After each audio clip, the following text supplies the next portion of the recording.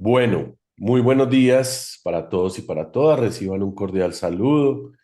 Espero que se encuentren muy bien en esta mañana y en este día. Hoy vamos a estudiar en este estudio bíblico. Vamos a hablar sobre el Padre Nuestro. ¿Listo? Y vamos a iniciar con una oración. Vamos a entregarnos en esta mañana al Señor, en el nombre del Padre, del Hijo, del Espíritu Santo. Amén. Señor Jesús, te damos gracias por este día.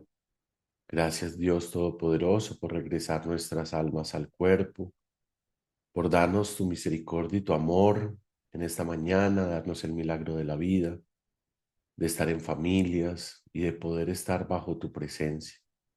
Hoy aclamamos al Espíritu Santo para que descienda sobre nosotros, nos colme de toda la sabiduría divina y nos ayude a integrar todo el conocimiento aprendido que se revela a través del Espíritu Santo. Padre nuestro que estás en el cielo, santificado sea tu nombre, venga a nosotros tu reino, hágase tu voluntad en la tierra como en el cielo. Danos hoy nuestro pan de cada día. Perdona nuestras ofensas, como también nosotros perdonamos a los que nos ofenden. No nos dejes caer en la tentación y líbranos del mal, porque tuyo es el reino, tuyo el poder, el honor y la gloria por siempre, Señor. Muy bien. Entonces les invito para que tomemos la palabra de Dios y vamos a buscar Mateo 6, 9, 13. Mateo 6, 9, 13.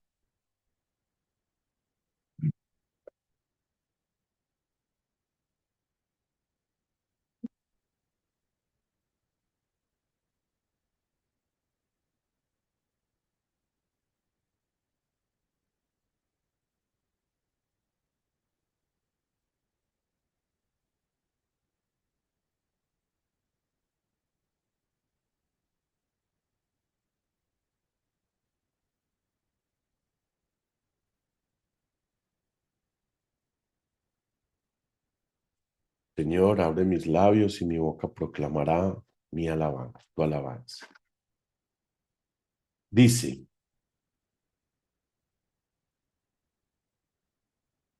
vosotros pues orar así. Esto proviene de cuando los apóstoles le decían a Jesús, Maestro, enséñanos a orar. Entonces Jesús les decía, vosotros pues orar así. Padre nuestro que estás en el cielo, santificado sea tu nombre. Venga tu reino. Hágase tu voluntad, así en la tierra como en el cielo. Nuestro pan cotidiano, danos hoy, y perdónanos nuestras deudas, así como nosotros hemos perdonado a nuestros deudores. Y no nos dejes caer en tentación, mas líbranos del mal. Amén. Y vamos a buscar a Lucas 11, 2, 4.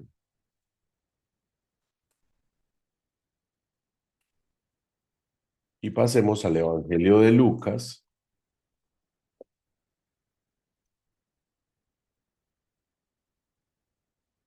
Dani, Lucas, que perdón, Lucas Lucas 11, 2, 4. 11, gracias.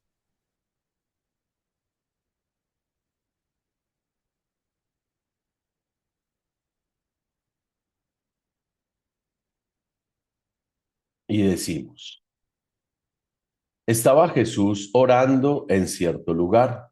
Cuando terminó, le dijo uno de sus discípulos, Señor, enséñanos a orar como enseñó Juan a sus discípulos. Y él les dijo, cuando oréis, decid, Padre, santificado sea tu nombre, venga tu reino, danos cada día nuestro pan cotidiano y perdónanos nuestros pecados, porque también nosotros perdonamos a todo el que nos debe, y no nos dejes caer en la tentación.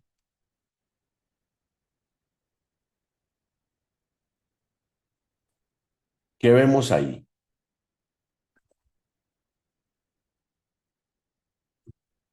¿Qué podemos ver ahí en ese paralelismo de, de los dos, de los dos evangelios?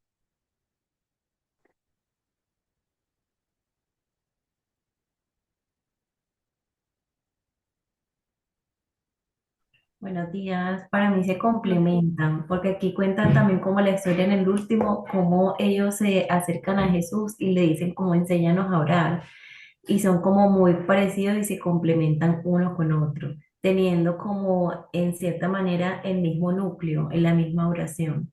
El mismo núcleo, la misma oración, muy bien. ¿Alguien más?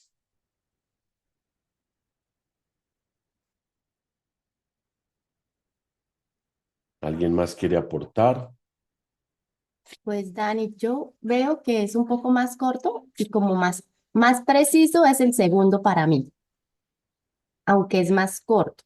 El Lo que más dice corto. Sueli, sí es como el mismo contenido, como el mismo significado, el mismo llamado, pero a mí me parece que el segundo, el de Lucas, es como más enfático, pienso yo. Ok, muy bien.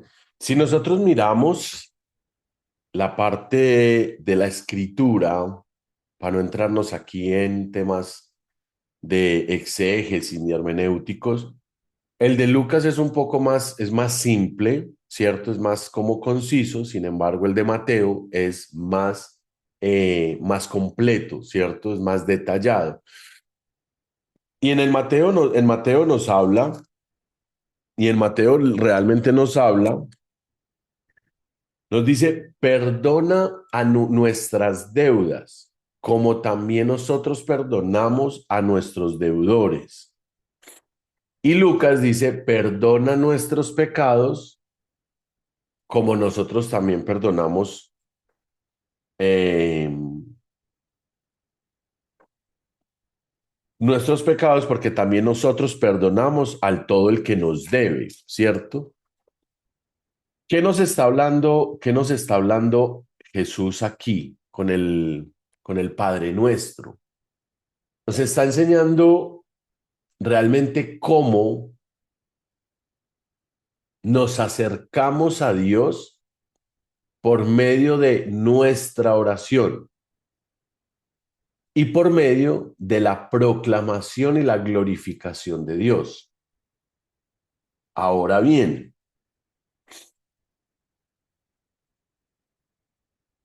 quiero mirar una cosa.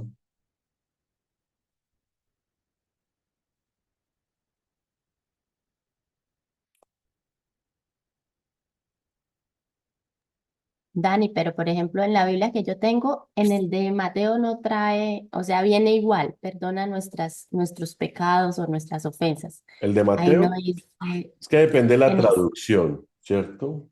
sí, Y ahí no tomando... viene lo de las deudas. Lo que pasa es que depende de la traducción, ¿cierto? Entonces, quiero mirar una cosa aquí.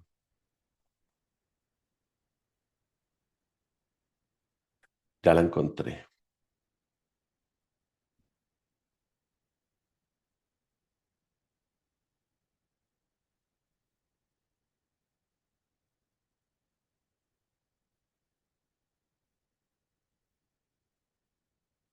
Bueno, lo que pasa es que cuando hablamos de deudor, estamos hablando de lo que incluso se hablaba en Deuteronomio, en hebreo significa el dueño de la mano que presta, ¿sí? Y también lo habla de acreedor. Y también lo habla para definir que una deuda se emplea en un gramate, es decir, en un estado de un escrito, y puede ser cualquier clase de registro, una declaración o un documento de obligación hacia alguien. y también nos habla de préstamo. Entonces, eso depende ya de las traducciones. Cuando nosotros hablamos de pecados, estamos hablando de culpas. Cuando hablamos de deudas, estamos hablando de culpas también en la parte bíblica.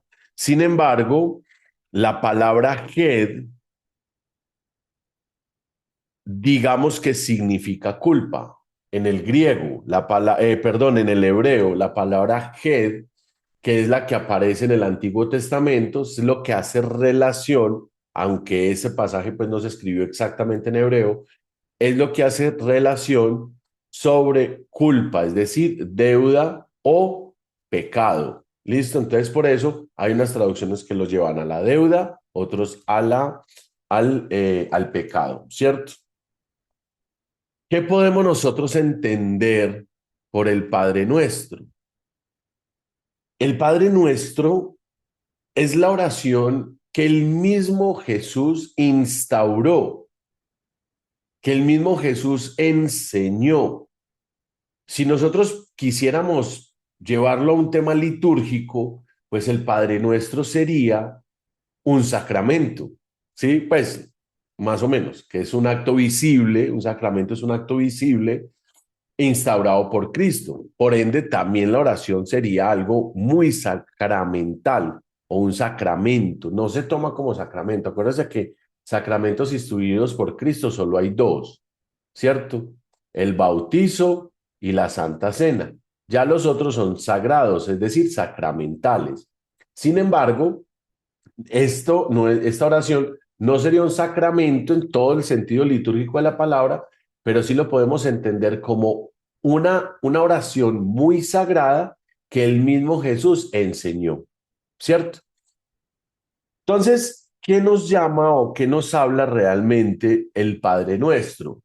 El Padre Nuestro más hermoso y más cercano, pues el que se utiliza casi siempre es el de Mateo, que es el más profundo y el más completo. Cuando nos dice Mateo, cuando dice Jesús, hay aquí en Mateo, Padre nuestro que estás en el cielo. ¿Qué me está hablando ese pasaje? Que nos está diciendo que Dios no es un ser externo, sino que es un Padre interior que habita en todas las dimensiones del alma, en todos los niveles de conciencia. Porque los cielos nos representarían los niveles de conciencia, porque el cielo no es solamente un lugar físico, sino que son estados de conciencia superiores a los que nosotros aspiramos a ascender. Y dentro de eso, pues decimos en el cielo, porque es algo superior, ¿cierto?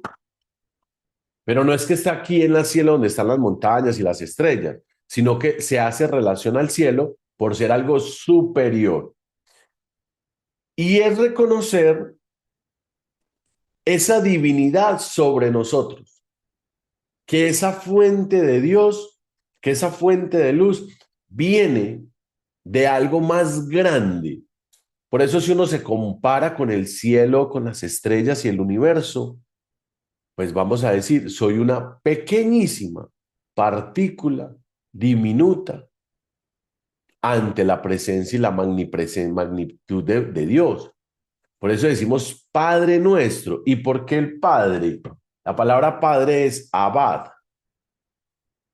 ¿Y qué es ese Padre? Un Padre es el que nos protege, el que nos cuida, el que nos ama, el que nos guía. Un Padre es eso. Y algunos dirán, ay, no, pero es que entonces, ¿por qué padre que es masculino? Y entonces, ¿dónde queda la equidad de género? ¿Y por qué entonces no madre? Entonces ahí decimos, no, entonces que la iglesia es patriarcal y empezamos a bombardear una cantidad de conceptos cuando se nos pierde realmente el verdadero significado, ¿cierto? Porque el padre es el que me guía, me protege, me cuida, y la madre es la que me nutre. ¿Y quién me nutre? Pues la Virgen María. Por eso Dios elige a María como la madre del Hijo, y entraríamos a entender también el papel fundamental de María en el plan salvífico de Cristo. Fundamental. Sin María, pues Jesús no hubiera llegado. Entonces, no estamos diciendo de que entonces Dios es masculino y es un hombre. No, porque ya ahí estaríamos dándole una idea a Dios. Ya estaríamos humanizando a Dios. Y acuérdense que yo les he dicho, lo único que sabemos de Dios es que no sabemos nada de Dios. Entonces yo no puedo decir de que Dios Padre y Dios Madre, la equidad de género y entonces la lucha del feminismo y tumbemos el patriarcado. Pues señores, señoras, no, porque si bien la palabra es masculina, pues no me hace referencia a un masculino, ¿cierto? Porque Dios es todo, todo, masculino, femenino, hombre, mujer, nada, mucho, poco. O sea, Dios es todo. Entonces, cuando nosotros decimos Padre nuestro, que Padre nuestro, estamos diciendo a ti, fuente creadora del universo, que nos provees la vida, tú que estás superior a nosotros. Porque querer ponerle un género a Dios sería querer igualarme a Dios. Y es imposible, ¿cierto? Y si yo me quiero igualar a Dios por equidad de género, pues bueno, esperemos que tú seas eterno y seas inmortal también, ¿cierto? Pero no, o sea, Dios es todo, o polaridades, opuestos, blanco, negro, amarillo, rojo, todo lo que nuestra mente finita pueda entender. Por ende, entendemos y glorificamos que hay un ser superior sobre nosotros. Y luego dice, santificado sea tu nombre. La palabra nombre viene de una raíz que se conoce como logos. El logos, ¿lo han escuchado? El logos. Y logos significa verbo o palabra. Por eso Juan decía, y el verbo se hizo carne, y el logos se hizo carne. Dentro de la teosofía, el misticismo, logos es palabra. ¿Y qué hubo al principio antes de nada? La palabra. ¿Qué fue lo primero que existió en la creación del universo? La palabra, ¿cierto? Y Dios dijo, hágase la luz. O sea que antes de la luz, ¿qué hubo? Una palabra, ¿cierto? En la creación lo primero que existe es la palabra.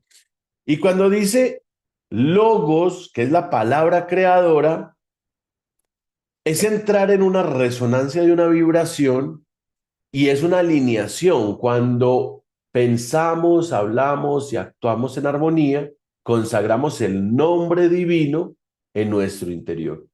El nombre que Dios le reveló a Moisés son las letras del Yod Hei Vav Hei, más conocidas como el tetragramatón, ¿cierto? Que es el nombre innombrable, es el innombrable. Pero para efectos de poderse comunicar en aquellas épocas, pues no, incluso pues la palabra Yod Hei Vav Hei no tiene fonética, no tiene pronunciación. Entonces, ¿qué pasó? Que obviamente los padres de la fe, entonces decían, bueno, este es el nombre que Dios nos da y es el innombrable. No podemos nombrar el nombre de Dios en vano. Entonces vamos a dirigirnos a Él a través de otros nombres. ¿Cuáles? Shaddai, Adonai, Yahvé. La palabra Jehová, que se utilizan en muchas Biblias y en muchas comunidades, no estaría tan bien correcto utilizarla, ¿cierto? ¿Por qué? Porque si nosotros miramos la Yod-Hei-Vav-Hei como que se reduce a Jehová, ¿cierto? A Yahvé. Pero en esas traducciones, a lo largo de cuando se empieza incluso la Biblia del Oso y la Vulgata, y se toman estas como base de Biblias, y empiezan a hacer las traducciones, pues dicen Yahvé, ¿cierto? En otras dirá el Señor y en otras dirá Dios como tal. Pero el nombre, sobre todo nombre, es el tetragramatón, ¿sí? Entonces, cuando decimos santificado sea tu nombre, ¿qué significa ese santificado? ¿Qué sería ese santificado para nosotros?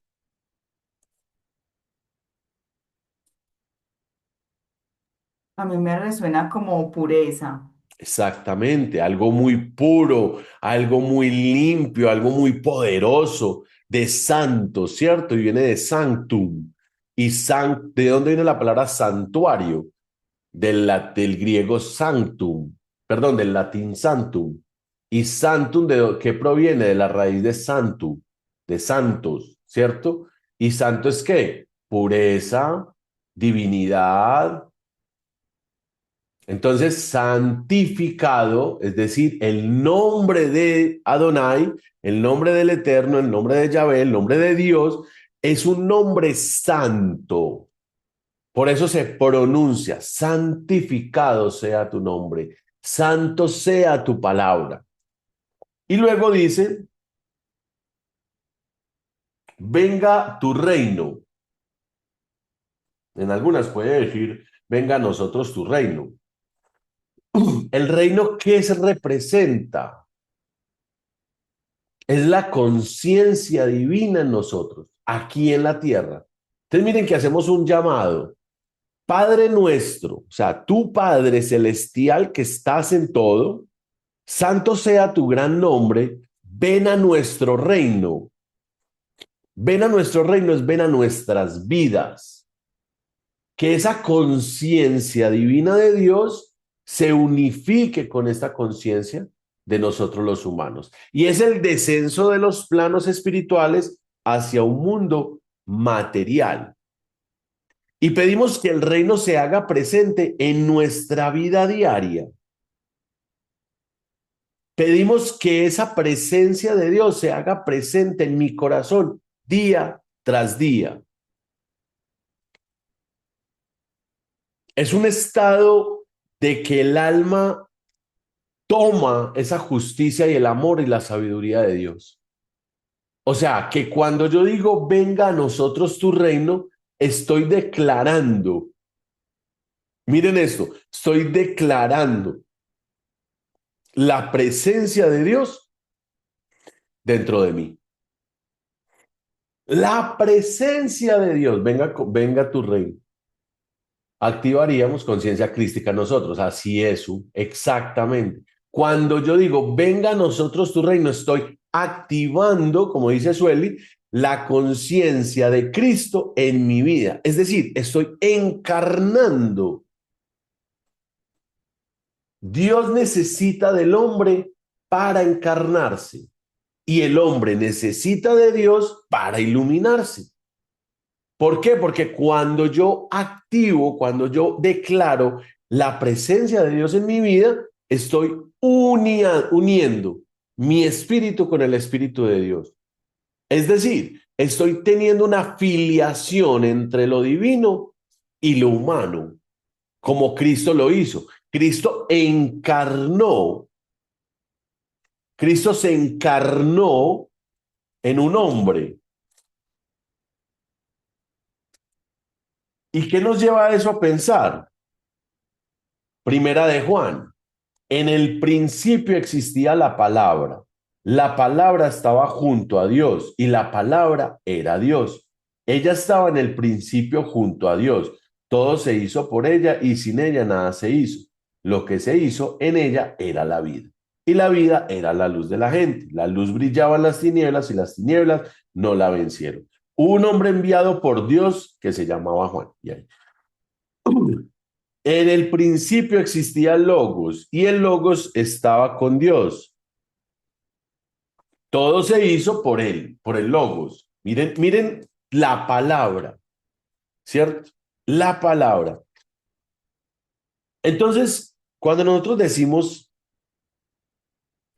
venga tu reino, el reino de Dios es la conciencia divina.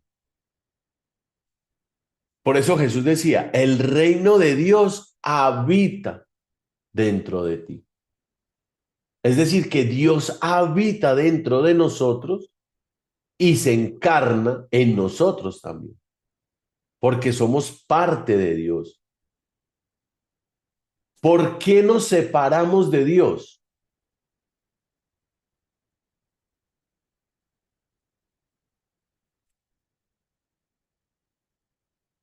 ¿Por qué creen que nos separamos de Dios? ¿O cómo nos separamos? La pregunta es, ¿cómo nos separamos nosotros de Dios? Dani, porque buenos días, porque nos distraemos con las cosas cotidianas del mundo, porque dejamos que el miedo sea el que nos... Jesús tenía mundo, Jesús tenía miedo y nunca perdió la filiación. Dani, yo siento que es cuando no reconocemos ese Cristo interno en nosotros. Parte sí, tiene Pero, mucho sentido cuando no reconozco a Dios en mi vida. Por el pero ego, Dani, Jesús también tenía ego, pero Dani porque el también ego es personalidad. porque no sé, o sea, porque de un principio si fuimos regidos por la religión no fue como enfocado a lo que, como lo vemos ahora, ¿no? No tiene nada que ver. La religión no tiene nada que ver. Más allá si son de conciencia crística o si son de despertar o si son que nos ponen ciegos. No metamos aquí, no tiene nada que ver lo religioso. Es una condición humana que sobrepasa las fronteras religiosas, políticas, sociales, culturales. Y el ego, pues Bueno, el ego es Dani. personalidad. Y Jesús tenía mucha personalidad, mucho carácter. Dani, la falta de amor en nuestros corazones, la falta de humildad, ¿no? La desobediencia. La desobediencia, lo que nos separa a nosotros de la filiación divina es la desobediencia.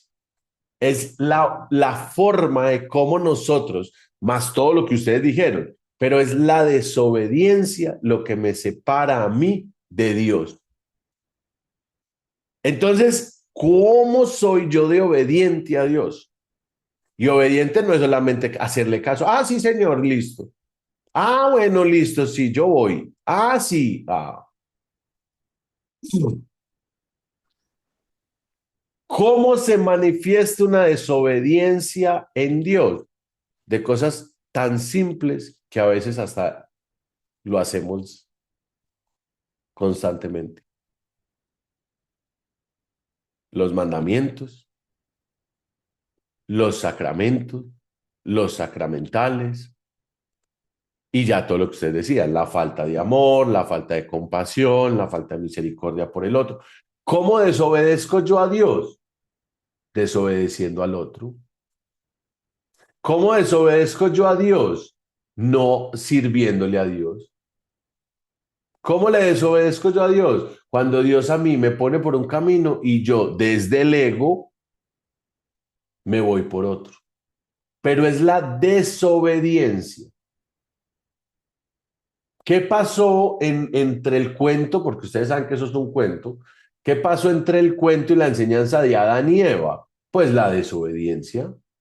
Cuando Dios prometió filiación eterna al hombre, entonces lo que Dios promete, Él se echa para atrás. No, ¿cierto? Pero el hombre, por su desobediencia, se separa de Dios y ahí es cuando pasa a ser mortal, porque él era inmortal y tenía todas las mismas facultades y poderes que Dios. Adán y Eva tenían todos los mismos poderes de Dios, todos, exactamente todos, inmortales, omnipresentes, omnipotentes, todos dentro de ese cuento, ¿cierto? O sea, ustedes saben que es una metáfora para describir la grandeza del hombre. Pero en la desobediencia, se separa esa divinidad de esa humanidad. Por eso ellos dicen, ay, estamos desnudos. Y va, ¿sí? Y nos apenamos y nos, ay, vamos, y entonces uno diría, ¿y cómo sabían que se tenían que tapar? ¿Y cómo sabían que tenían que hacer una camisa? ¿Cierto? Con hojas, pero no importa. Pero es porque es un cuento, es una metáfora, es una enseñanza muy profunda. Sin embargo, la desobediencia ha estado en el ser humano toda la vida. Porque Dios nos da no libre albedrío, nos da libertad. Y frente a la libertad, Dios no puede hacer nada, siendo el omnipresente, omnipotente y todopoderoso. Pero en la libertad humana, Dios no puede intervenir. Miren que hasta Dios tiene un límite con nosotros. Que lo pudiera hacer, claro, pero tiene un límite que respeta nuestra libertad. Y el ser humano busca su libertad. Entonces, cuando yo desobedezco a Dios, me separo cada vez más de Dios. Usted puede ser muy rezandero, usted puede ser muy caritativo, pero si usted no es obediente a Dios, tus obras van a quedar ahí en la Mercedes. Dani, Señora, por eso es que, por ejemplo, uno a veces se pregunta, ¿y dónde está Dios? ¿Por qué permitió que pasaran estas cosas? Es porque Él respetó ese... Él respeta ese- la libertad. A Dios le duele lo que pasa en una comunidad, lo que pasa con los derrumbes, con las guerras, con todo. Dios sufre mucho por eso. Ok. Pero Dios no puede intervenir porque Él respeta la libertad del ser humano. ¿Cómo sufrir a Dios sabiendo que están matando en nombre de Él? Pero Él no puede hacer mayor cosa, que puede hacerlo sí, se manifiesta en otras personas y se encarna en otras, las personas que cuidan, los que van y llevan comida, los que tratan de defender, ¿cierto? Pero Dios pudiera ser así y acabar las guerras del mundo, pero él respeta la libertad del hombre. Él siempre va a respetar esa libertad. ¿Sí? Entonces, cuando decimos, hágase tu voluntad, venga tu reino, es decir, declaramos para que la presencia de Dios esté netamente en nuestros corazones, ¿cierto? Y cuando decimos, así en la tierra como en el cielo, venga a nosotros, sí. Hágase tu voluntad, sigue, hágase tu voluntad en la tierra como en el cielo. Hágase tu voluntad, qué misterio de unión tan grande. Y es unificar el macrocosmos, que es Dios, unificarlo con el microcosmos, que es el hombre. Es esa unión entre el macrocosmos y el microcosmos, que es como si yo cogiera la estrella de 5 puntas y la convierto en la estrella de 6 puntas. ¿Cierto? Miren, el microcosmos se representa con un pentagrama, las 5 puntas de la estrella. Y el macrocosmos se representa con la estrella de 6 puntas. O lo que ustedes conocen también como la estrella de David, que ni es estrella ni es de David, pero así la tienen registrada. Entonces, ¿qué pasa? Que cuando se unen estos cosmos, el micro y el macrocosmos, crea un milagro, se crea la vida. Hay una unión, ese es el misterio de la unión, porque pedimos que nuestra voluntad inferior, el ego, los deseos, los temores, los miedos, nuestra humanización, se rinda ante la voluntad divina para que juntos todo sea perfecto. Se juntan dos mundos, el físico y el espiritual. Y ahí se empieza también a plasmar nuestra existencia terrenal. Miren la unión, ¿sí? Venga tu reino, entonces declaro, venga el poder de Dios a mi vida para que todo ese poder de Dios que hay allá, más allá del universo, se haga también así en la tierra como en el cielo. O sea que llevémoslo a un estado metafórico. para que el paraíso no solamente sea en el cielo, sino que también en mi vida yo tengo una vida como vivir en un paraíso. Esta vida humana puede ser el infierno o puede ser también el paraíso. Depende de qué, de tu filiación con Dios, de cómo tú vivas con Dios. ¿Sí? Y luego sigue, nuestro pan cotidiano danos hoy. O, pues, como lo sabemos, danos hoy nuestro pan de cada día. El pan no es un alimento físico, es un alimento espiritual. ¿Qué se come en Shabbat? Pan sin levadura. ¿Qué consagramos en la Santa Cena? Pan sin levadura, que es como en hostias, como tal, en obleitas, para que duren, para que perduren.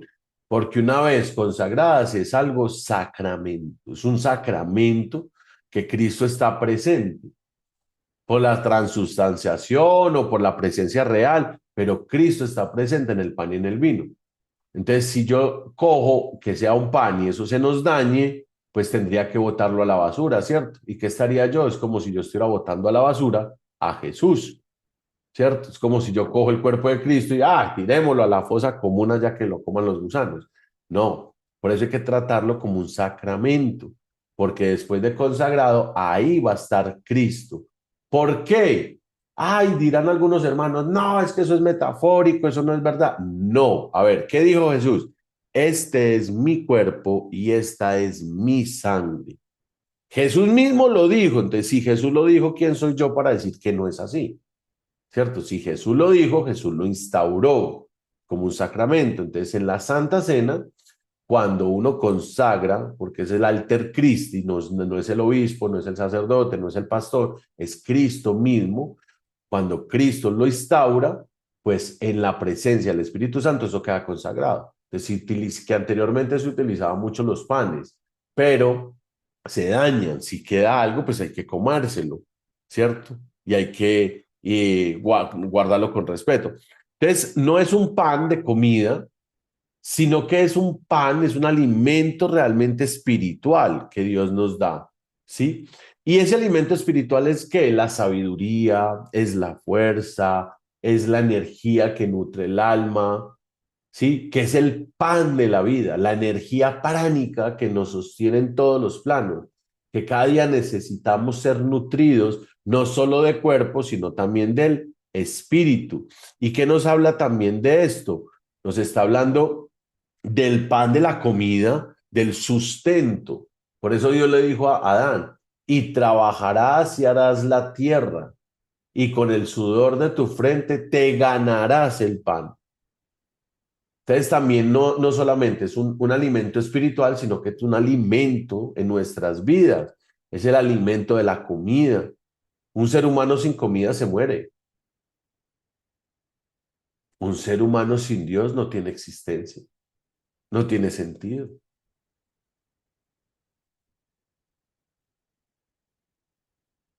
Usted no vaya a misa, no pasa nada. No ore, no pasa nada. No alabe a Dios, no pasa nada. No lea la Biblia, no pasa nada. No rece, no pasa nada.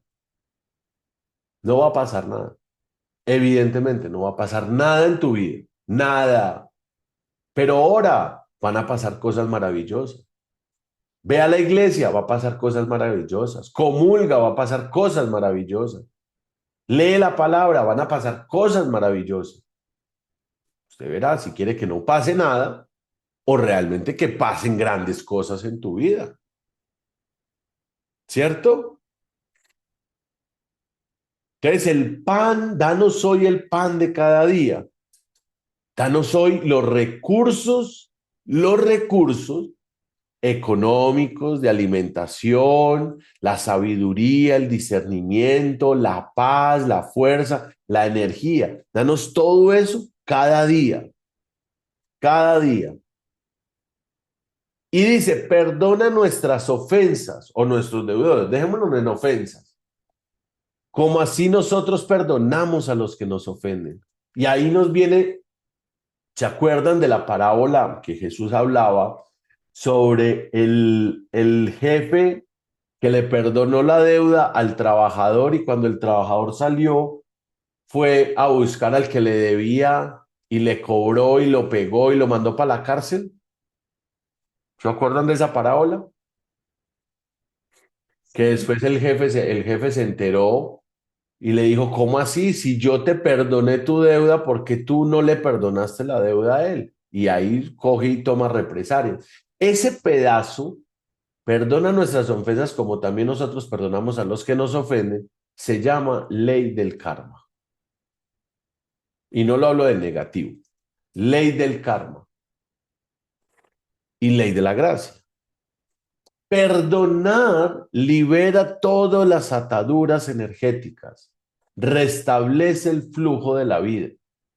Así como nosotros pedimos a Dios que nos libere de nuestras ataduras, que nos libere de nuestra concupiscencia, que nos libere de nuestras culpas, nuestras deudas, y las deudas no es con, ay, yo le debo plata a Rocío. Ay, yo leo plata a Sueli, yo leo plata a Paola. No es solamente esas deudas. ¿En qué deuda espiritual, moral, ética estoy yo con el otro? ¿En qué deuda estoy yo con Dios?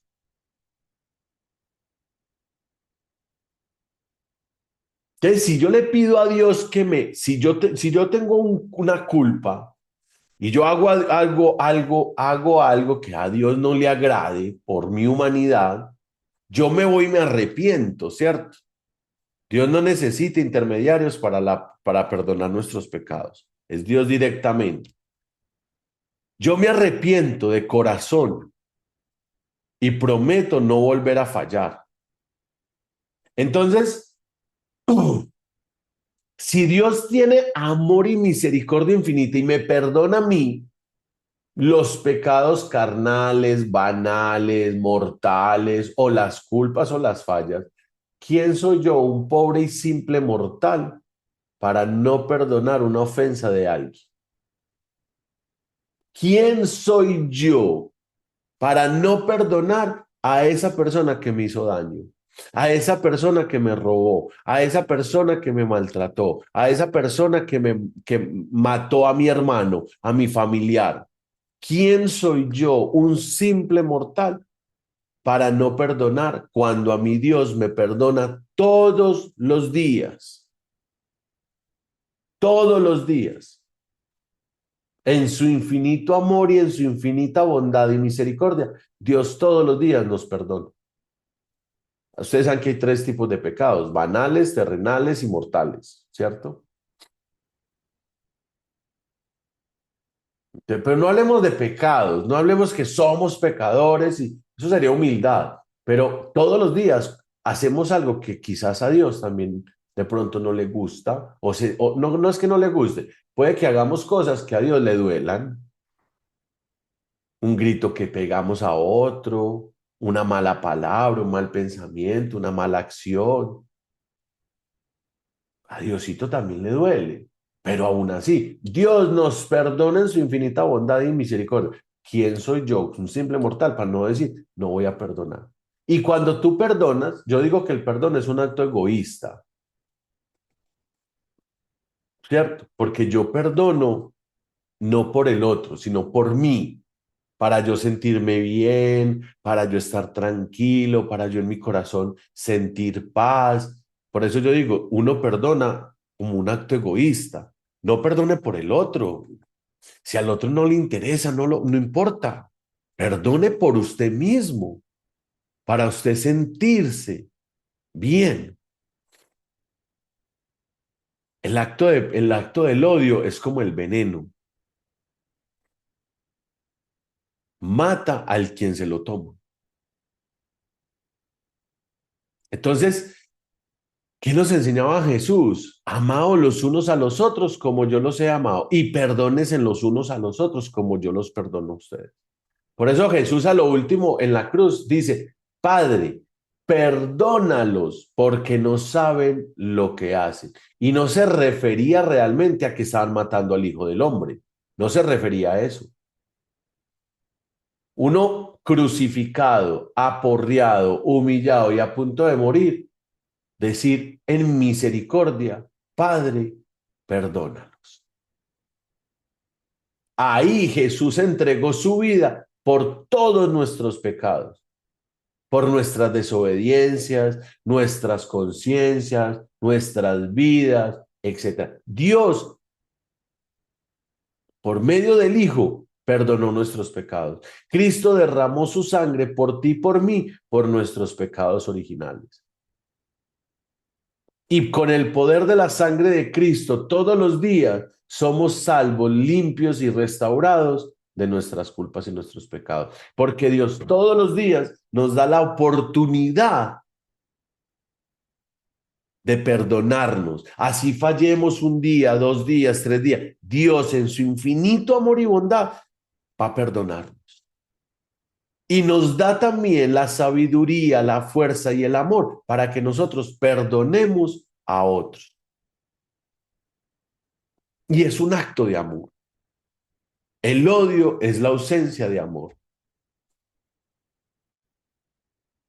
Entonces, perdona nuestras deudas, perdona nuestras culpas, perdona nuestros pecados, como así yo también haré el trabajo para perdonar a los demás. Es la ley de ese karma, perdonar nos libera. El perdón es la llave que abre las puertas del amor en el alma.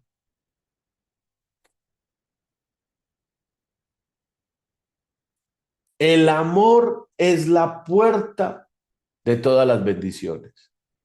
Y dice, no nos dejes caer en tentación, no nos dejes caer en tentación. La tentación es una ilusión solamente de la materia.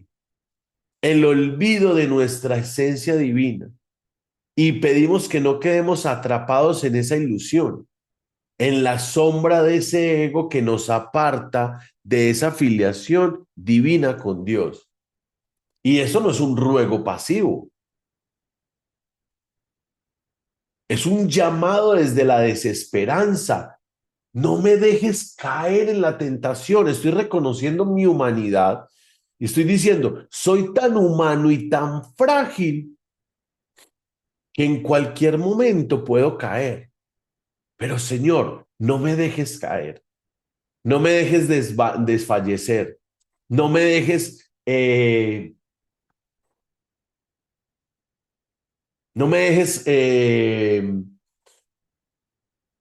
desistir de este propósito al que tú me has llamado. Porque es una vigilancia constante interior. Y en ese despertar constante, yo también debo de ser muy consciente. A ver, no me permitas dudar también, ¿sí? O si voy a dudar, que Él me dé el direccionamiento. Pero es la vigilancia constante de mis actos y la vigilancia constante de mis pensamientos. Uno no solo es tentado con la carne, uno es tentado también y el demonio tientas por la mente. Por ahí se entra el demonio, por la cabeza, por la mente. Por eso la Virgen aplastó la cabeza de Satanás. San Miguel aplastó la cabeza de Satanás. ¿Por qué? Porque por la mente es que él entra y ataca. Poniendo pensamientos obsesivos, pensamientos obscenos, pensamientos autodestructivos, todo eso, lo que ustedes mencionaban, la duda, el no puedo, el reforzar pensamientos negativos, yo no sirvo para nada. Esa es una manera también de cómo le decimos a Dios, no me dejes caer en esa tentación mental y corporal. No me dejes caer en esos pensamientos obsesivos, en esos pensamientos obscenos. Porque ¿qué pasa después del pensamiento? La tríada cognitiva. Pienso, siento y actúo. Pienso en un deseo carnal, en una imagen soez, una imagen sexual desenfrenada. Siento el deseo y voy y lo hago. Ay, Daniel, yo soy soltera. Cuando usted lo siente, emite una energía y esa energía se expande y llega un hombre y empieza a coquetearle, a buscarle solo para eso. Y ahí es cuando dicen las mujeres, es que solamente nos buscan para tener relaciones. Ah, no, a ver, un momento. ¿Cuál es la energía que yo estoy emitiendo? ¿Qué estoy yo emitiendo en mi campo energético? ¿Y de dónde viene todo eso? Desde los pensamientos. No, es que yo pienso que nada va a salir bien. Lo pienso, siento angustia, ansiedad, miedos. ¿Y qué va a pasar? Pues que voy a hacer las cosas mal hechas y el resultado va a ser negativo. La misma cosa. Pienso, siento y actúo. Por eso la contrición dice, por lo que pensamos, hacemos, sentimos, ¿sí? Por todo lo que he hecho, pienso y hago, por lo que no he hecho y lo que he dejado de hacer, ¿cierto? Entonces, cuando nos dicen, no nos dejes caer,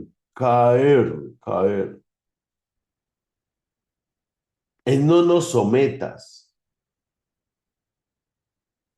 Es decir, no nos sometas a las pruebas. No me sometas, Señor, a las pruebas porque sabes que soy débil. No me dejes caer es lo mismo de decir no me sometas. Pero Dios no tienta a nadie.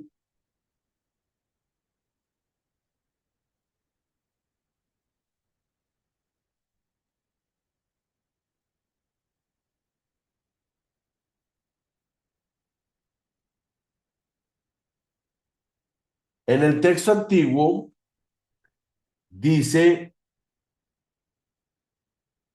nenos patiaris induci, que significa no permitas que seamos sometidos. No permitas que seamos sometidos, porque en la Vulgata esto de caer no es caer, sino someter. En el latín cambiaron incluso esa frase de que no es que no nos inducas, inducas es induce, inducas significaría someter. No nos inducas a tentaciones y una mala interpretación porque es que Dios no nos tienta, el que nos tienta es el mal. Pero Dios tampoco nos va a poner a hacer cosas que nosotros dentro de nuestra humanidad no tengamos la capacidad de hacer. Entonces, cuando dice caer, puede ser traducirse como sometimiento o no nos sometas a cosas que me pueda llevar. Ahí sí vendría una interpretación muy bonita y es no nos sometas a situaciones donde yo pueda pecar. O sea, no me pongas en situaciones donde mi carne sea débil, sino que primeramente fortalece mi vida, me fortalezco en tu presencia para poder pasar las pruebas, ¿cierto? Entonces miren que ahí también está ese mensaje muy profundo. Y dice, y líbranos del mal. ¿Qué es el mal? ¿Qué es el mal? Más allá de ser el demonio, es una fuerza externa con un poder muy grande, no tan grande como el de Dios, pero sí es un poder más grande que el de nosotros, que es la desarmonía, que es la ignorancia, que es el ego también, que es la desobediencia, es todo aquello que oscurece de conciencia. Y pedimos liberarnos de nuestras propias sombras, de las cadenas del deseo y el sufrimiento, para nosotros poder permanecer literalmente, pero poder permanecer realmente siempre en la luz. Y el mal, obviamente, el mal se pronuncia, el mal en hebreo es ra. Ra, R-A, ¿cierto? Ra. Ay, ¿cómo se llamaba uno de los dioses de Egipto? Ah, o sea que ese dios de Ra, si el egipcio sí era tan bueno y que hacen rituales y no sé qué con Ra. Ah, se dan cuenta. Ra significa malo, perverso, oponente, desgracia, adversario. Es como la palabra Satán. Satán viene es de adversario como tal. Ya te doy la palabra, Lina. Ah, se me fue. Entonces, por eso en el Génesis, no me acuerdo en cuál, pero al principio, no sé si el 5 o el 6 decía, y Dios vio que la maldad del hombre era mucha en la tierra. Porque al principio en el Génesis dice, y Dios vio que todo era bueno y descansó, ¿cierto? Pero más adelante, por ahí en el quinto, sexto, y dice, y Dios vio que la maldad del hombre era mucha en la tierra, la maldad del hombre, es decir, la perversidad, la desobediencia del hombre. Y de la palabra ra viene resha, que es perverso, viene aben, que es falsedad, y viene het, que es pecado. Ahí están las tres, de las mismas raíces, ¿cierto? Entonces, el mal, y líbranos del mal, es de todo ese oponente, no solamente esto es una oración de exorcismo, esto es una oración de exorcismo, sobre todo ese último final. Líbranos del mal, te libero en el nombre de Jesús de todo mal y peligro. Es una declaración de poder y de exorcismo. ¿Sí? Pecado es het, con J. Ahí en hebreo se escribe con Y, con het, hey, pero es het, se escribe het, pecado. Pecado, falta. ¿Listo? Y entonces mal entendemos con todo este concepto, más también lo podemos interpretar, lo podemos entender. Ah, Génesis 6, muchas gracias. Lo podemos entender básicamente también como el oponente, ¿cierto? Los demonios o el demonio. Bueno, Lina, ¿me ibas a preguntar algo? Dani, no, ya la respondiste, ya, con lo ¿Cuál que era? hablaste, ya. No, era porque el ser humano se va más fácil por las cosas malas que por las cosas buenas de Dios. O sea, lo que yo digo es tantos años, tanto tiempo en la humanidad, digamos, las guerras, que el uno mata al otro y hablamos mal de los demás, pero sí, es, digamos, la ausencia de Dios en el corazón y bueno, a veces prima más como el poder y la desobediencia. Entonces, pues creo que esa es la respuesta, ¿no? Mira, lo que pasa es que lo malo Porque es hace más que ruido, lo malo hace más ruido que lo bueno, ¿sí? Y son más los buenos que los malos, primeramente, ¿cierto? Y digamos que en ese misterio de la libertad, Dios nos creó con su presencia, ¿cierto? Pero nos da también esa capacidad de elegir. Y muchas veces parece mucho más atractivo y me parece mucho más fácil hacer el mal que hacer el bien, ¿sí? ¿Por qué? Porque dentro del mal hay un placer inmediato. Y ya. los seres humanos somos inmediatos. A nosotros nos gustan las cosas todas ya y fáciles. Pero si yo le digo, Lina, mire, vamos a irnos desde Medellín a Bogotá caminando, pero en el camino nos vamos a ir recogiendo puras moneditas de oro. O Ah, si quieres, nos vamos en avión y yo te doy una moneda de oro. El ser humano tendería a irse en avión por una sola moneda de oro.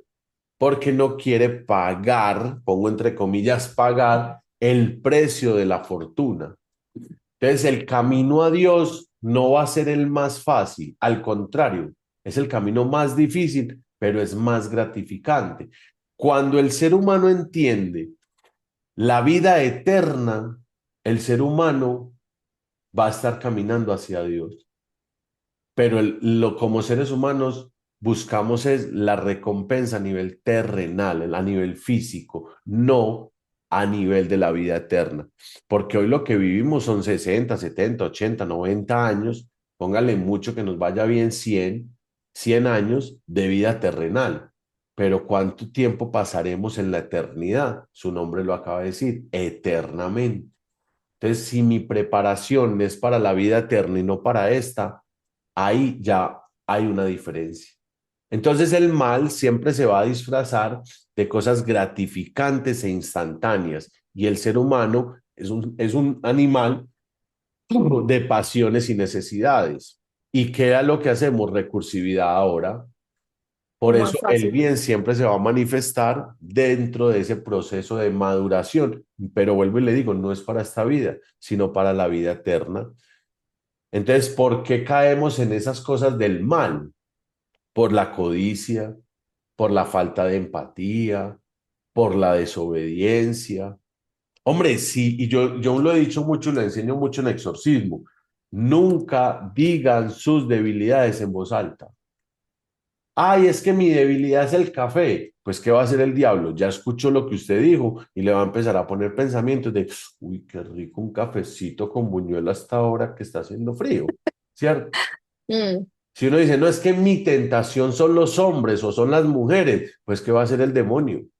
Va a empezar a coger toda esa información y va, sí. Pues venga, yo le doy papaya para que esté sola con este man aquí, le coquetee y caiga, ¿cierto?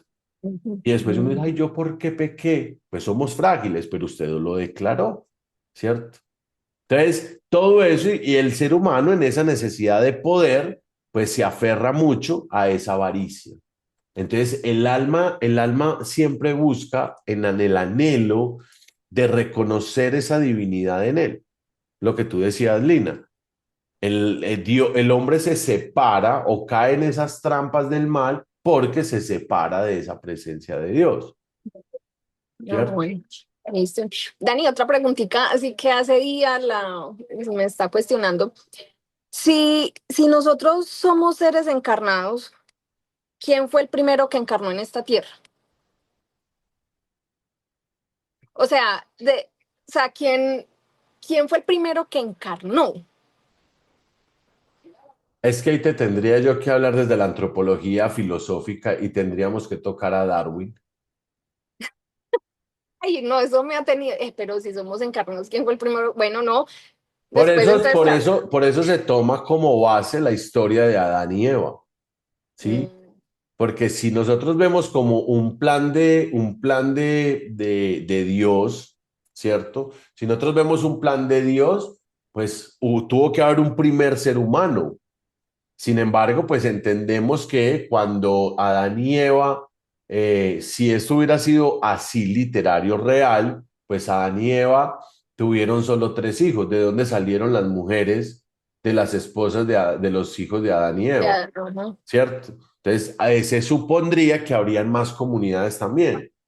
Pero entonces, si Es- nosotros vamos, ¿cuál fue el primer ser humano? Es un plan de evolución de razas. Entonces, tendríamos que irnos hacia la parte antropológica de Darwin y entender todo ese proceso evolutivo que se va dando a través de la especie, que es lo mismo que nos está pasando y nos va a pasar a nosotros.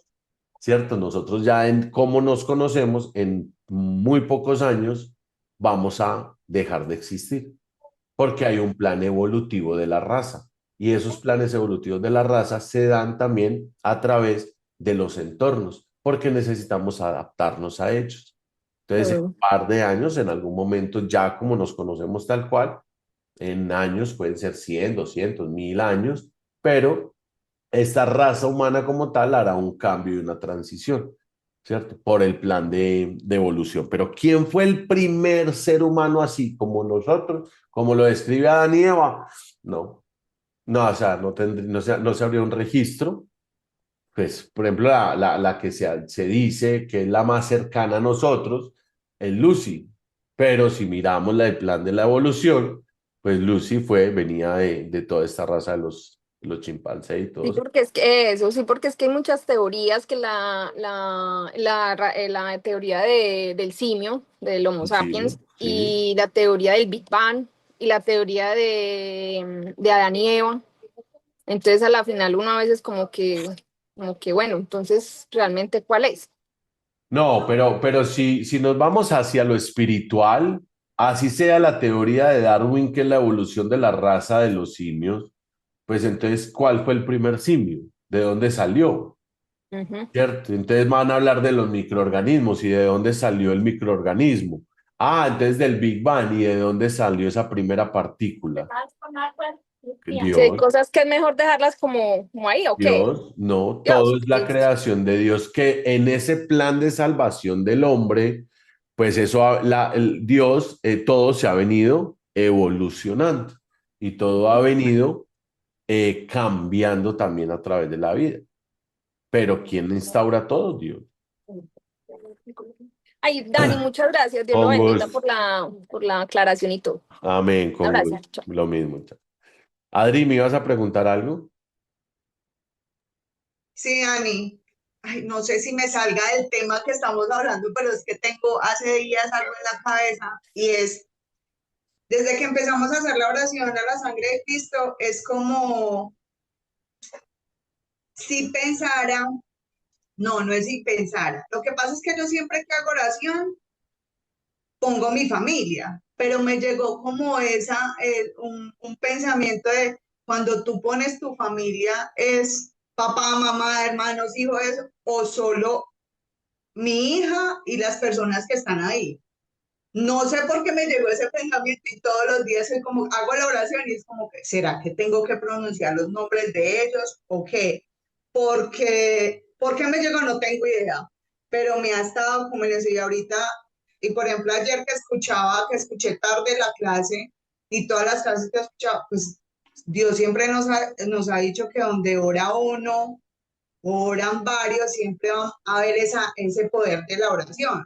Pero sí Ujú. me ha generado esa duda sobre si uno nombra a la familia, ¿es el conjunto de toda la familia de sangre que hay ahí cerca o es solo el que está al ladito de uno? ¿Qué te dice tu corazón?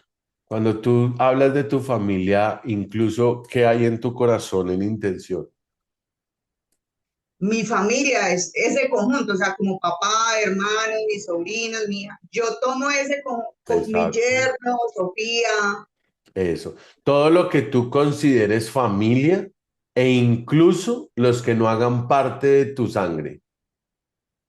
ok, ¿Listo? Cuando porque yo cuando digo mi familia, me refiero a mi suegro, a mi suegra, a mi cuñada, a mis primos, a los que yo en mi corazón considere que son una familia. Más allá puede ser incluso tu yerno. No es de tu sangre, pero tú lo consideras y lo tienes como un miembro de la familia. Entonces, en tu corazón, Dios conoce y sabe quién es tu familia. Más allá de lo que si tú conscientemente digas, por Juanito, Pepito, Peranita, no. O sea, para mí la familia es todo el núcleo desde el amor que yo tenga en mi corazón. Todos aquellos que son y no son de mi sangre. ok, Iba, y cuando uno está haciendo oración, siempre llegan nombres, personas, es porque la intuición o esa oración está siendo fuerte y esas personas están necesitando oración o porque simplemente uno como que pensó en ellas y las trajo a esa oración. Porque a No, mí me pasa mucho que yo estoy haciendo, o sea, con ustedes, o sea, estoy haciendo mi oración y empiezan a llegarme nombres de personas y yo pues yo las meto de una, pero si me da, o sea, yo soy como que, ay, ¿será que necesita oración? Señor, cúrela con tu sangre, lo que sea, pero sí me genera, no sé por qué llegan esas personas a mi pensamiento en ese momento. porque el Espíritu Santo te está mostrando y te está revelando lo que el otro necesita. Y eso es una revelación del Espíritu Santo. Y es como si el Espíritu Santo te dijera, oiga, acuérdese de Pepita Pérez, que en este momento necesita su intersección. Nosotros somos intersectores, lo mismo que los, si uno quisiera mirarlo desde el dogma, María es una intersectora, ¿sí? Aunque sabemos y dice que la Biblia, pues para ir a Dios no se necesitan intersectores. Pero entonces si a eso veríamos, ¿para qué rezamos por otros? Si te das cuenta, o sea, miren que aquí estoy tomando incluso hasta de las mismas dogmas de las creencias luteranas. Los luteranos no creen en la intersección de María, ¿sí? Porque dicen, Jesús, Dios no necesita intersectores, entonces ¿usted para qué reza por los demás? Entonces, ¿para qué la de la iglesia? Usted, eso es una vez que yo le se lo dije a un hermano en la fe, le dije, entonces ¿usted por qué reza por las de su comunidad? Ah, pues para que Dios se acuerde de ellos. Entonces, lo misma vaina, usted está haciendo un intersector ante otra persona cuando esa persona puede orar directamente con Dios. Sí me hago entender, entonces Dios te está usando por medio del Espíritu Santo, te usa como una intersectora para orar por una persona que necesita tu oración. Porque la persona en ese momento que tú estás sentada, se llaman oraciones universales, tú oras por el mundo y no sabes a dónde va a llegar. Porque en este momento tú estás orando 9:21 y te llegó Pepita Pérez. Pepita Pérez en ese momento iba a salir de su casa, pero iba tan a la carrera que no se encomendó a Dios. El Espíritu Santo te usa a ti como intermediadora. Oras por Pepita y esa Pepita salió de su casa y resulta que esa oración la protegió de un atraco, un accidente. ¿Sí me hago entender? Es así como el Espíritu Santo actúa en nosotros. Por eso cuando yo estoy en oración, uno empieza a orar y por el que le llego era porque esa persona en ese momento no pudo entregarse a Dios o no pudo hacer su oración a Dios y tú lo estás haciendo por ella. ¿Sí? Gracias, Dani. Con todo el amor. Por eso hay que orar mucho por el mundo, así no conozcamos. Orar por las personas del mundo, los necesitados, los enfermos, todos los presos de la libertad, porque no Los, sabremos go- a dónde va a caer la oración, pero a alguien le va a llegar, le va a servir. los gobernantes también. Ay, Dios Obvio, mío. claro, Uy, cierto. no. Les Dani, quite es de lo Sobre poder y mismo todo por ejemplo de cuando, todo eso. Por Petro hay que doblar muchas. Dani, Ah, no, ese nos va a hacer santificar. Señora, es lo mismo cuando vamos a, por ejemplo, las iglesias católicas hacen la exposición del Santísimo.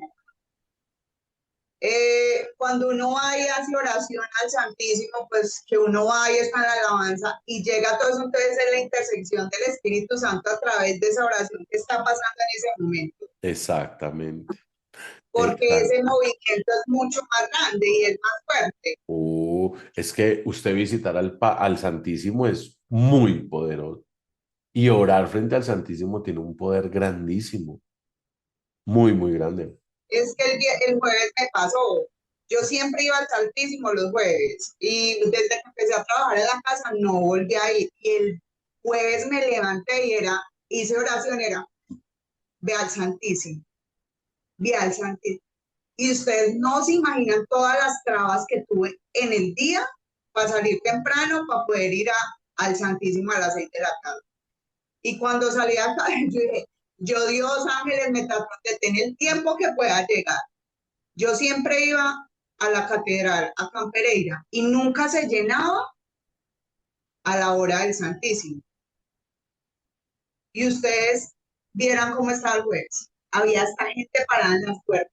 Mm. Entonces, ese día yo, Señor, estás moviendo tanto el corazón de todo el mundo que te está buscando de una forma impresionante. Y ese día, ese avivamiento fue tenaz. Mm. Y ese día yo sentí de todo y yo Señor, cúbreme porque es que el dolor que está sintiendo la gente hoy acá es impresionante. Pero me acabas de dar muchas respuestas. Muchísimas, muchísimas. Con Gracias, todo, gracias, gracias. con todo el amor, qué bonito, muchas gracias y qué bonito que lo hagan. Eh, a ver, el Santísimo, tú te das cuenta que cuando entras a la parroquia, al lado del altar hay un sagrario, se llama un sagrario, una cajita de madera. Ahí adentro de ese sagrario está expuesto el Santísimo, que es en una custodia y tenemos el cuerpo de Cristo ahí custodiado, ¿cierto? Eso también lo encontramos mucho en todas las iglesias, obviamente están, pues, de tradición apostólica. Normalmente el Santísimo se expone o se presenta después de las Eucaristías y es dentro de la custodia. Yo tengo acá, pero es reserva, pero no tengo la custodia. La custodia es como el aparatico que trae como unos rayitos, que es grande, que es como una coronita.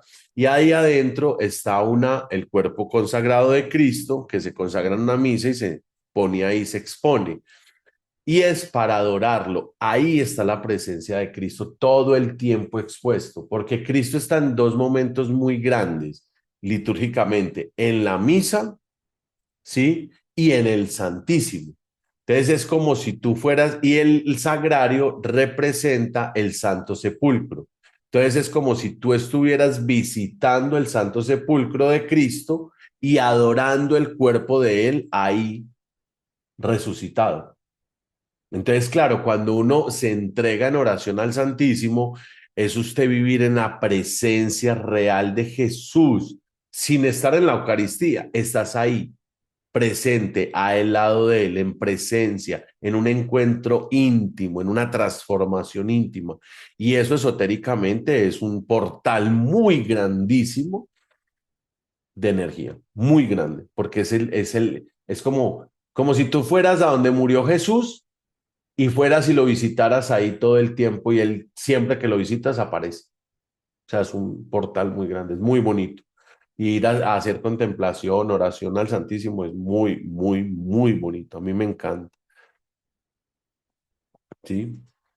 Pero solamente están en templos, no pueden estar a menos de que usted en su casa tenga un lugar demasiado sagrado, porque cuando no hay nadie hay que taparlo, ¿cierto? Entonces, por eso, cuando tú entras a una iglesia y ves una lucecita roja y ves el santuario, es porque ahí está expuesto.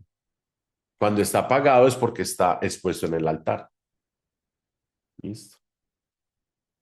Bueno, entonces, para finalizar, el Padre Nuestro es una oración que no solamente es instruida, enseñada, hablada por Cristo, sino que también es una manera de cómo nosotros vivimos toda la vida, la pasión y la muerte y la filiación divina con Dios.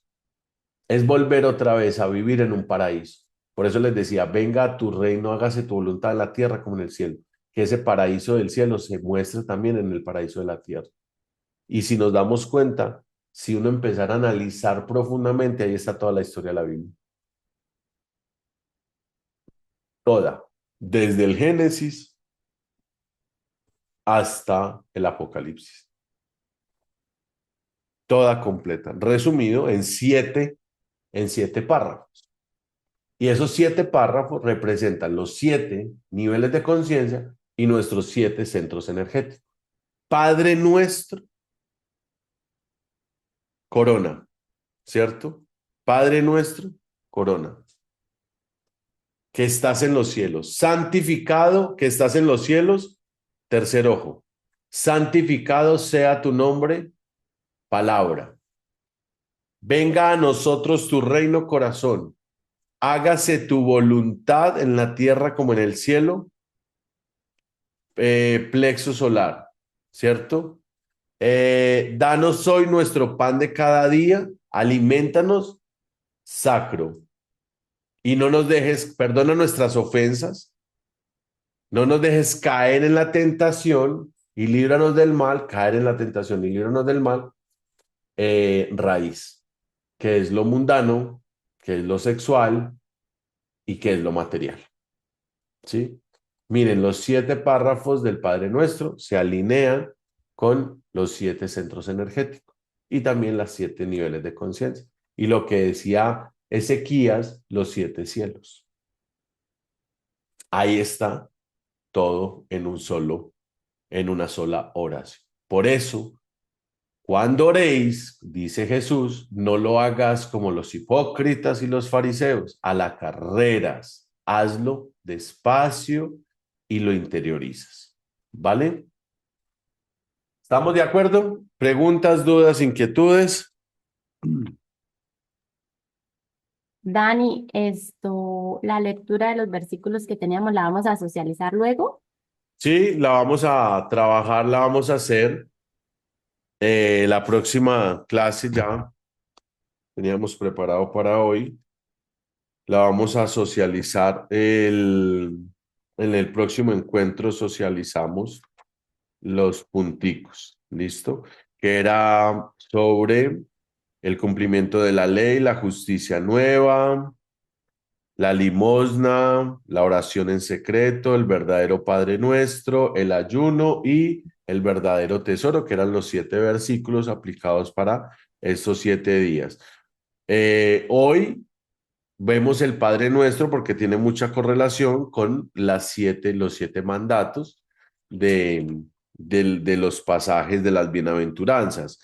Por eso hablábamos de la sal en la tierra, en la luz del mundo, y la tarea que viene, por eso vamos a hacer el cambio, cumplimiento de la ley, hágase tu voluntad, perdón, santificado sea tu nombre, justicias nuevas, la justicia nueva superior y la antigua, está relacionado con un pasaje del Padre Nuestro, la limosna en secreto, también la oración en secreto, ambas, lo que acabamos de enseñar, el ayuno, cómo me vence de la tentación, y el verdadero tesoro, cómo me libra del mal. ¿Qué van a hacer con la información que hoy les di para la próxima clase? Que vamos a socializar estos 7 pasajes, bienaventuranzas. Ustedes van a asociar el Padre Nuestro con cada una de esos pasajes. ¿Listo? De esos versículos. ¿Listo? Que se asocian todos completamente. He escuchado muchas veces que orar el Padre Nuestro en latín tiene mucho poder, pero no me queda claro por qué. ¿Podría explicarme? Porque es la lengua sagrada. Es la lengua sagrada. La lengua sagrada, a ver, la lengua sagrada es el hebreo, ¿cierto? Que es la lengua de Dios, por decirlo de alguna manera, que es una lengua,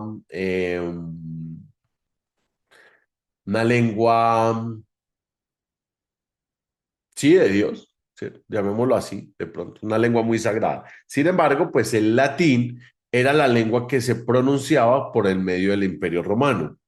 Entonces, por medio del Imperio Romano, este lenguaje de latín se instaura en las comunidades y se instaura también en los grupos religiosos, lo cual tiene también primero es una lengua muerta ya.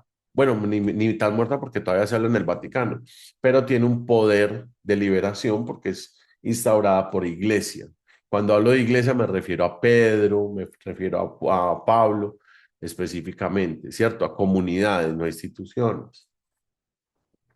¿Listo? Entonces, por eso tiene mucho poder, porque es una lengua, es que eso tiene un nombre.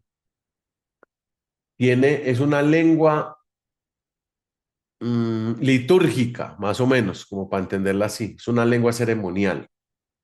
Entonces tiene un poder muy fuerte. ¿Listo?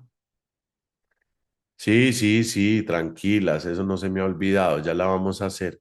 El arameo es también proveniente del hebreo. Hay una controversia ahora muy fuerte y es porque normalmente dicen que la Biblia se escribió en hebreo, arameo y griego, pero ahorita están en unos estudios y no están que se haya escrito en hebreo, en arameo. O sea, no hay mucha evidencia que sustente que la Biblia se escribe en arameo, sino en hebreo, en el hebreo antiguo, que es muy parecido al arameo. La única diferencia pues, son algunos temas gramaticales, pero sí está claro que se escribió en hebreo y en griego. En arameo queda todavía alguna duda, pero si tú miras el arameo y el griego, son muy parecidos. La única diferencia es que cambian, que uno no tiene vocales y otros no. Y el arameo ha tenido mucha evolución a lo que hoy conocemos. ¿Listo? Pero son lenguas sagradas. Y el griego era la lengua común. ¿sí? Era la lengua, como decir, de los negocios y todo eso. Bueno, entonces vamos a hacer esa tarea y dentro de 8 días interiorizamos el Padre Nuestro con estos pasajes y ustedes van a decir, este pasaje hace relación a este y al otro. Entonces vamos a rezar, vamos a empezar a orar la novena de la sangre de Cristo, pero iniciemos obviamente con el Padre Nuestro. ¿Qué vamos a hacer? Cada vez que recemos el Padre Nuestro, imaginémonos la escena. Padre Nuestro, imaginemos esa fuente de luz divina, ¿sí? Santificado sea tu nombre. Imaginémonos ese nombre de Dios, Hei, Bajei, me lo imagino aquí en una imagen, ¿sí? O me imagino la palabra de Dios aquí en la mente. Listo, y vamos haciendo de forma que cada palabra que yo voy pronunciando me vaya conectando con el significado. Listo. En el nombre del Padre, del Hijo, del Espíritu Santo. Amén. Padre nuestro que estás en el cielo, santificado sea tu nombre, venga a nosotros tu reino, hágase tu voluntad en la tierra como en el cielo. Danos hoy nuestro pan de cada día, perdona nuestras ofensas, como también nosotros perdonamos a los que nos ofenden. No nos dejes caer en la tentación y líbranos del mal, porque tuyo es el reino, tuyo el poder, el honor y la gloria por siempre, Señor.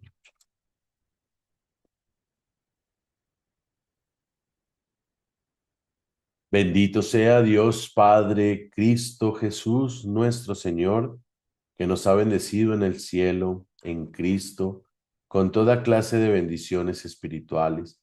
En Él, y por su sangre fuimos rescatados y se nos dio el perdón de los pecados, frutos de su generosidad inmensa que se derramó sobre nosotros. Señor, apropiándome de tu palabra a través de San Pablo, te pedimos que tú en esta hora nos remidas de todos nuestros pecados. Perdónanos por alejarnos de ti con nuestras actitudes. Queremos abandonar esta vida de fragilidad y pecado que hemos llevado hasta hoy y confiar plenamente en tu corazón misericordioso para caminar en la luz como tú estás en la luz y así vivir en comunión con los otros y que tu sangre Jesucristo, Hijo de Dios, nos purifique de todo pecado. Tu preciosa sangre nos limpie de todo pecado, porque sabemos y reconocemos que somos pecadores y nos arrepentimos de todas las faltas cometidas hasta hoy. Séllanos, Señor, con tu sangre. Retira tu presencia de toda maldad que yo haya cometido ante ti, haciendo lo que no te agrada. Gracias, Señor, por tu sangre liberadora. Vamos a poner en nuestra mente, en nuestros corazones, aquellas cosas de las que nos arrepintamos, de aquellas veces que nos hemos alejado de Dios, que hemos desobedecido a Dios.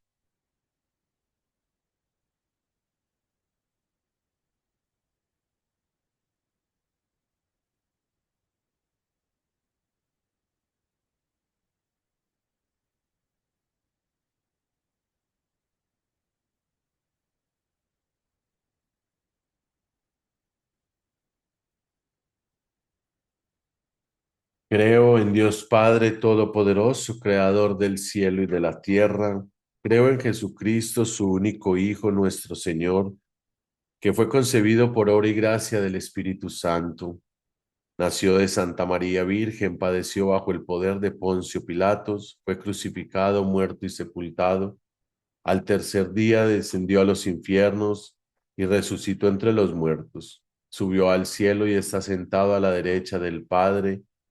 Desde allí ha de venir a juzgar a vivos y muertos. Creo en el Espíritu Santo, la Santa Iglesia Católica, la comunión de los santos, el perdón de los pecados, la resurrección de la carne y la vida eterna. Amén. Dichosos los que lavan sus ropas en la sangre del Cordero, porque tendrán a su disposición el árbol de la vida, pues en Cristo y por medio de su sangre fuimos rescatados y se nos dio el perdón de los pecados según la riqueza de su gracia, que derramó sobre nosotros toda clase de sabiduría y de prudencia.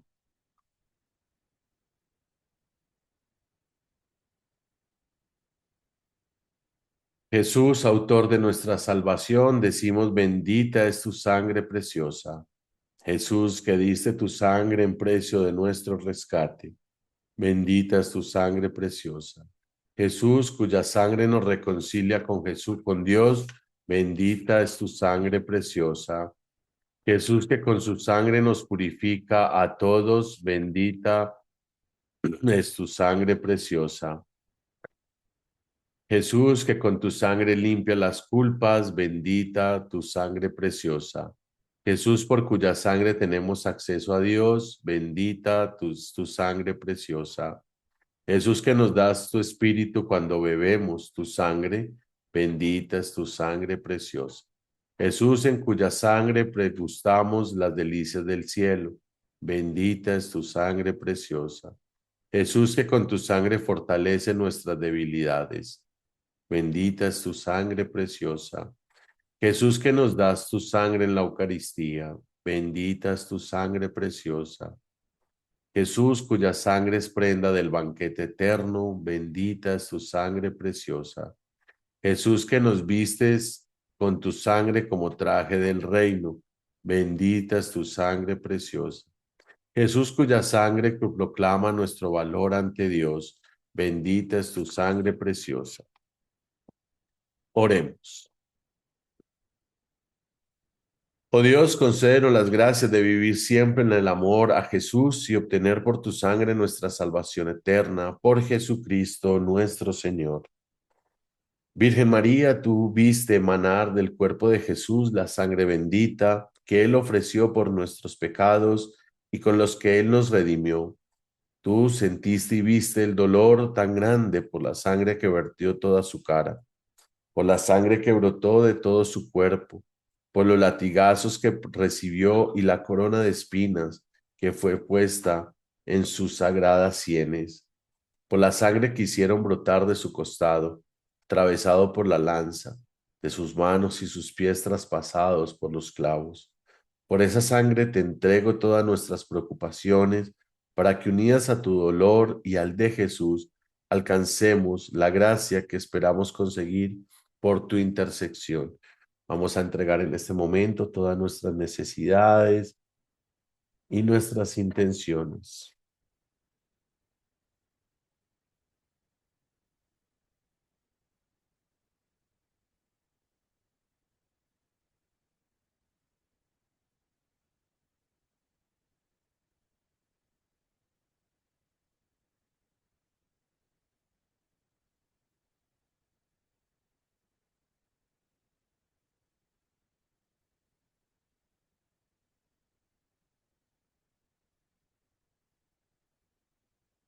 Oh María, Madre del amor, de los dolores y de la misericordia, acoge nuestros ruegos para que Jesús, por el mérito de tus lágrimas y sangre materna, escuche nuestras súplicas y nos conceda la gracia que te pedimos y la corona de la vida eterna. Amén.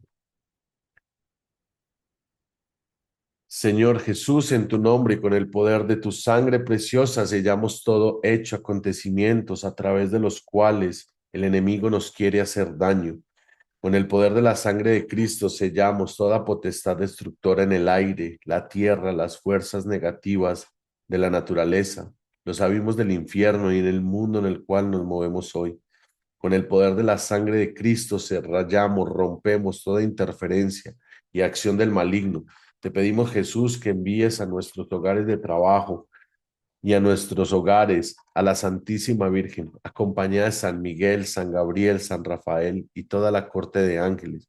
Con el poder de la sangre de Cristo sellamos nuestras casas, todos los que habitan en ella, las personas que el Señor envíe, así como los alimentos y bienes que Él generosamente nos da para nuestro sustento. Con el poder de la sangre de Cristo sellamos las tierras, puertas, ventanas, objetos, paredes, pisos, el aire que respiramos y en fe cubrimos con tu sangre toda nuestra familia. Con el poder de tu sangre, Jesús, sellamos los lugares en donde vamos a estar este día, las personas con las que vamos a tratar. Con el poder de tu sangre, Jesús, sellamos nuestro trabajo material y espiritual, los negocios y toda nuestra familia, y los vehículos, carreteras, las vías o cualquier medio de transporte que hablemos de utilizar. Con tu sangre preciosa, Jesús, sellamos los actos, las mentes y los corazones de los habitantes y dirigentes de nuestra patria, a fin de que tu poder y tu corazón reinen en ellos. Te agradecemos, buen Jesús, por tu sangre, por tu vida, ya que gracias a ti hemos sido salvos y reservados de todo mal. Amén. Padre celestial, de ti procede toda bendición en el cielo y en la tierra, y en el nombre poderoso de Jesús, tu Hijo bendito, y en el Señor nuestro, por el poder de las santas llagas y de la Santa Cruz, encadenamos todo espíritu del mal, sellamos con el poder de la sangre de Jesús nuestros cuerpos, mentes, almas, corazones y vida, nuestro pasado, presente y futuro, todo lo que somos, tenemos y hacemos. En el nombre poderoso de Jesús y en el nombre de San José y de la dulce nombre María, de San Miguel Arcángel, sellamos nuestro ser y este lugar. En el nombre de Jesús invocamos a San Miguel, San Rafael, San Gabriel y con los santos ángeles y arcángeles, las intersecciones de la Virgen María. Prohibimos a todo espíritu del mal, a todo espíritu inmundo, hacernos daño a nuestros bienes espirituales y materiales, en nuestra familia, en nuestro trabajo y en nuestros grupos de oración. Oh San Miguel Arcángel, con tu iluminación, con tu luz ilumínanos, con tus alas protégenos, con tu espada defiéndenos. Amén.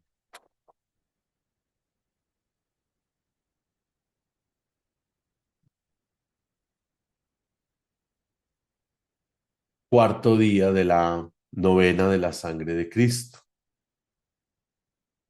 Cuídense en ustedes mismos y a todo el rebaño, pues el Espíritu Santo les ha constituido pastores vigilantes de la iglesia de Dios, que Él adquirió con la sangre de su propio Hijo. Porque si la sangre de cabras y toros y la ceniza de becerras rociada sobre los profanos los santifica con una pureza corporal, cuanto más la sangre de Cristo, que por el Espíritu Eterno se ofreció sin mancha a Dios, purificará nuestras conciencias de las obras que conducen a la muerte, para que derramemos culto a Dios vivo.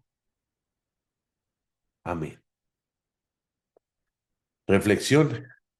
Lo que dice San Pablo a los pastores de la iglesia vale para todos nosotros, porque todos somos iglesia por la cual Cristo derramó su sangre.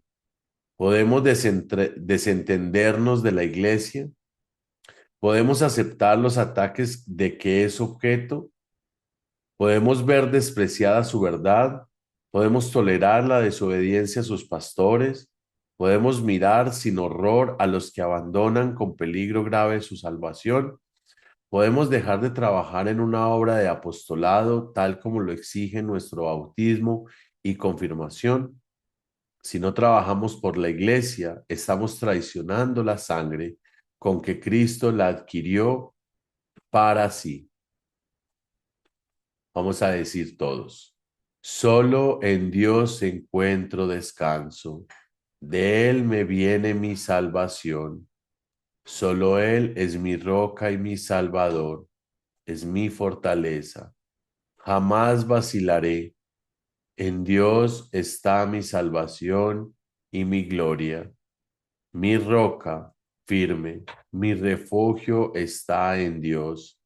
Pueblo mío, confíen siempre en el Señor. Desahoguen en Él su corazón, que Dios es nuestro refugio. Señor Jesucristo, haznos vivir en tu iglesia, tu esposa, la que adquiriste con tu sangre, que por ella trabajemos, en ella vivamos y en ella te amemos. Te honremos y te demos gloria, tú que vives y reina por los siglos de los siglos. Amén.